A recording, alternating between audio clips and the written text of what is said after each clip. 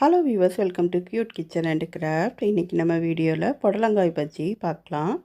அது எப்படி ஈஸியாக செய்கிறதுங்கிறத ஸ்நாக்ஸுக்கு டீக்கு செம சூப்பராக இருக்கும். இந்த மாதிரி பண்ணி கொடுத்தாக்கா விரும்பி சாப்பிடுவாங்க. அதை எப்படி செய்யலாங்கிறத வீடியோ பார்க்கலாம். புடலங்காய் 2 எடுத்திருக்கேன், ஒரு 1/4 கிலோ. அதை மேலே உள்ள தோலை சீவிடலாம். இப்போ தான் நம்ம சேனலில் புதுசாக பார்க்குறீங்கன்னா சப்ஸ்கிரைப் பண்ணிவிட்டு வீடியோ பாருங்கள்.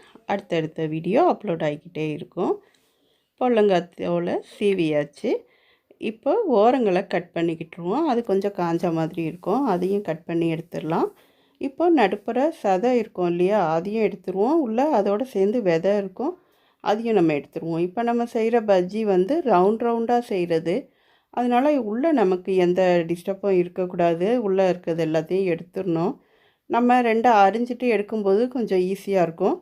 இந்த மாதிரி எடுக்கும்போதும் ஈஸியாக வந்துடுச்சு. இந்த மாதிரி நடுப்பற எடுத்துடலாம்.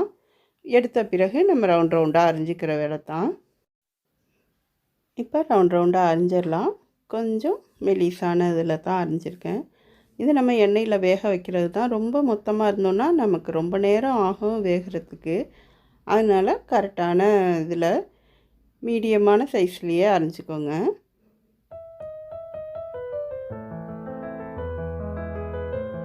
எல்லா புடலங்காயும் நம்ம அரிஞ்சு வச்சாச்சு. இப்போ நம்ம பஜ்ஜி மாவு எடுத்து கரைச்சிக்கிட்டுடலாம். பஜ்ஜி போண்டா மிக்ஸ் எடுத்துருக்கேன். கடல மாவு போட்டோன்னா அதில் கொஞ்சம் உப்பு, மிளகாய்த்தூள் கொஞ்சம் சேர்த்துக்கிட்டு நம்ம செஞ்சோன்னா சூப்பராக இருக்கும். இதை கட்டிப்படாமல் கரைச்சிக்கிட்டுடலாம்.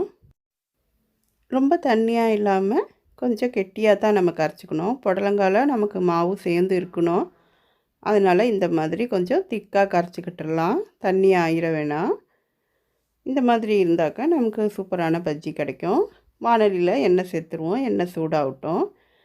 இப்போ நம்ம பஜ்ஜி மாவில் இந்த புடலங்காவை நல்லா நனைச்சி எடுக்கணும். எல்லா பக்கமும் சேர்கிற மாதிரி நல்லா நனைச்சி எடுத்துக்கிட்டு அதை நம்ம எண்ணெயில் போடலாம். எண்ணெயில் போடும்போது நல்லா கவனமாக பார்த்து போடுங்க, எண்ணெய் பற்றாமல் கையில் பற்றாமல். எல்லா புடலங்காவும் இந்த மாதிரியே நம்ம நனைச்சி போட்டு வேக வைக்கலாம்.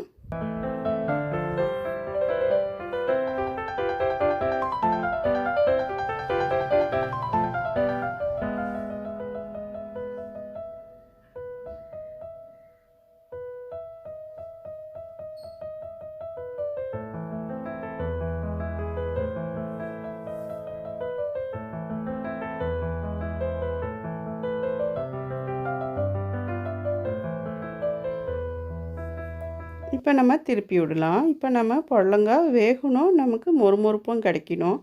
ஒரு 5 நிமிஷம் நம்ம திருப்பி விட்டோன்னா எல்லா பக்கமும் வெந்து மொறுமொறுண்டு புடலங்காய் பஜ்ஜி கிடச்சிரும்.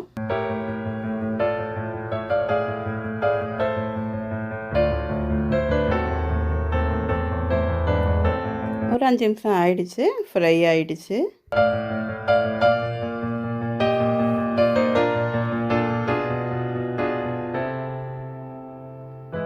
இப்போ எடுத்துடலாம். புடலங்காய் பஜ்ஜி ரெடி. சூப்பராக ரெடி ஆகிடுச்சு. எண்ணெய்லாம் குடிக்காது, அதனால் நம்ம பயப்படாமல் நம்ம செஞ்சு கொடுக்கலாம். குழந்தைங்களும் சாப்பிட்லாம், பெரியவங்களும் சாப்பிட்லாம்.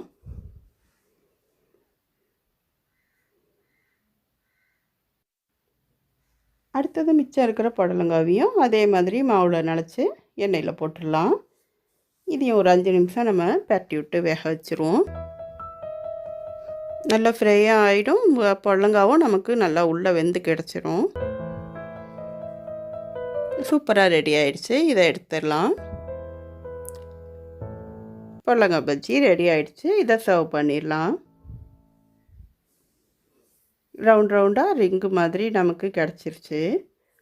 பார்க்கவே ஒரு வித்தியாசமாக ஒரு அழகான பஜ்ஜி கிடச்சிருச்சு. இது கூட டீ சேர்ந்து சர்வ் பண்ணால் சூப்பராக இருக்கும். டீ பஜ்ஜி சூப்பராக இருக்கும். ட்ரை பண்ணி பாருங்கள். தேங்க்யூ ஃபார் வாட்சிங்.